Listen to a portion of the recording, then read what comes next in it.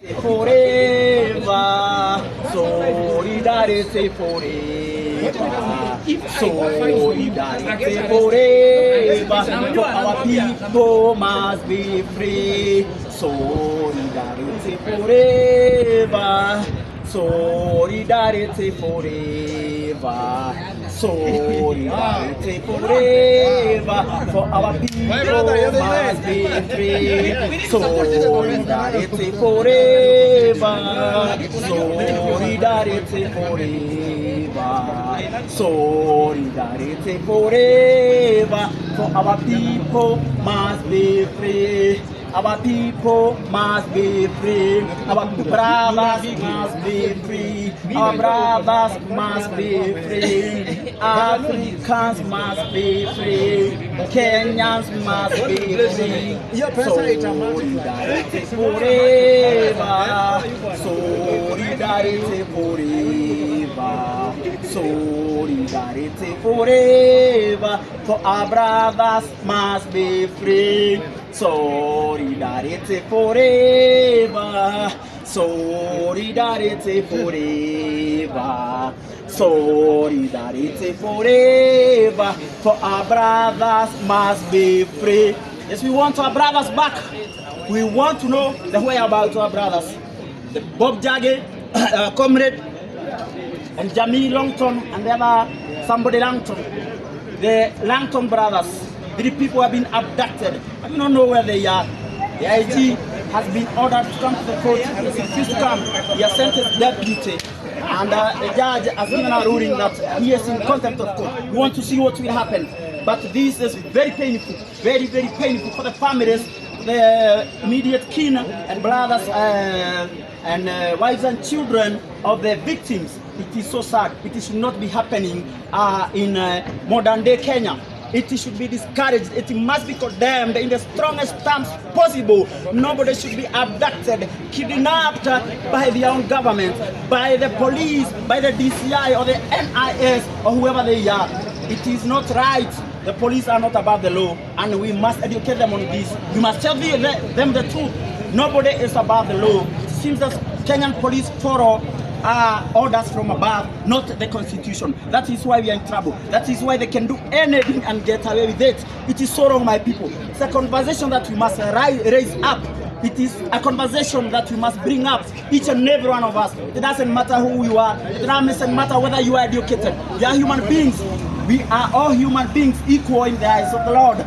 We must destroy this entitlement by the people in government over the poor people of this country. This superiority over others is what has destroyed humanity. It is what has destroyed this country. We cannot get justice in our court. If we cannot get justice in our court, then it means we are taking a very bad thread.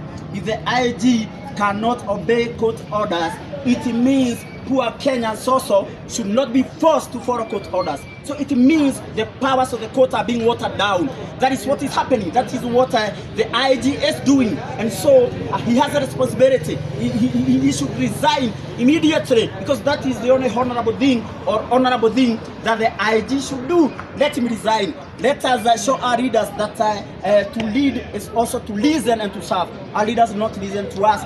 They hate criticism. They don't love criticism. They love to be worshipped. They love to be praised, and that is what has destroyed Africa. That is what has destroyed this country. We will never get it right until we stop worshipping criminal leaders who are in power, until we stop celebrating or praising criminal leaders who are in power. Well, it is what is happening in the world of today, in the Kenya of today. We are being led by criminals, murderers, thieves and liars. It is what we have in our hands, and we must know how to deal with it. Or else we will continue losing lives. We will continue finding our brothers abducted, our sisters killed, and their bodies thrown in a quarry somewhere, because they think that the lives of the poor people do not matter. Our lives matter, and this is what we must say loudly and clearly to everybody who cares to listen, that our lives matter. All life matters. All life is sacred. Every life is sacred. We do not want to see any more people dying in the hands of the government, in the hands of the police. As somebody said, that we have come to a point where parents are educating their children only having to end up burying them. So what is happening? Also, we can talk about the fire in Russia. That is something that should have been avoided, but it could not be avoided because our country is a country of politics of lies, politics of individualism, politics of seeking individual interest over national interests. My God, if you do not address these issues, if you do not address these problems, then get it from me. Expect for this nation to continue going through more calamities, going through more troubles, violence, death, and the cruel hand of death taking people. We have also seen accidents happening in our country. In the past 1 month, almost 30 people have died in our roads. Why? Because our leaders are not there to serve us. They are there to serve the interests of the former colonial masters. That's what is happening. And so we must, this country, if it is to heal, we must confront our colonial past. That's it. There's no other way out. The only way out for this country to heal, if it's gonna heal, then we must address or confront our colonial past. So sad, so very sad. Right now I've seen the Uber people protesting in the street. Right here, just the other minute, the Uber people, that is, and they are protesting against the companies, foreign companies that have taken over their business. And one thing I've seen are them saying they are put there in their placards, or the placards that they are carrying. One of them has said, he has repeated the words of one Simon Kapepwe, a vice president of Zambia from 1978 to 1980. And Simon Kapepwe said and told Africans that if we are not careful, then colonialists will come back as investors. Let me tell you why young people cannot find jobs in this country. Let me tell you why majority of the people are poor, are extremely poor in this country.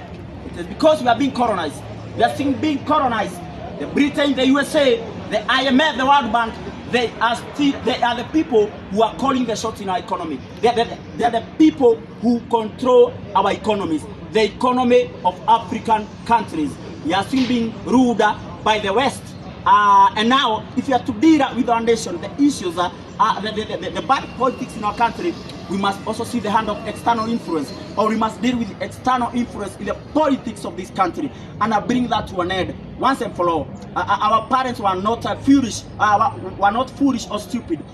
When Kilimani, who was their leader, realized that the colonialists were not going anywhere, he stood up and organized the people, and he told them that it's better to die on your feet than to live on your knees for fear of the colonialists. Today, we must stand up and say it is better to die on our feet than live on our knees in our own country for fear of the government. Let me tell you, governments everywhere operate through fear. The world is ruled through fear. The world is ruled through propaganda. Yes, that's it. And now it's time for us to face all the propagandas that the rulers of the world, or those who control the world, use to keep people in slavery.